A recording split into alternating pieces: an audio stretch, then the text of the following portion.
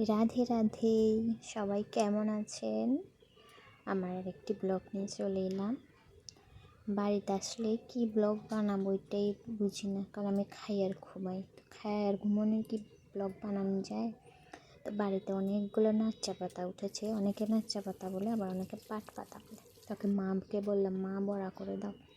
মা বললো গাছ থেকে তুলে এনে দেয়, এরপর তুলে দিলাম।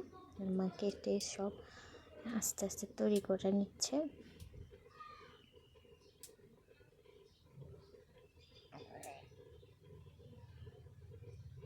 আপনারা সবাই আজকে কি রান্না করলেন?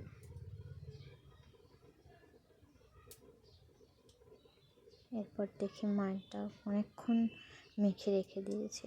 এরপর রাখার পরে এবার মাটির চুলোয় ভেজে নিচ্ছে। ভালোই লাগে খেতে।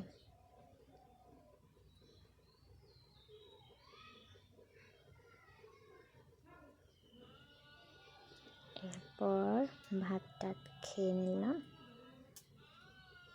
খেয়ে পরে আমার দাদাভাই আমার জন্য চকলেট এনেছিল। চকলেটগুলো খুব স্বাদ, খেয়ে নিলাম। সবাই ভালো থাকবেন। Bye bye.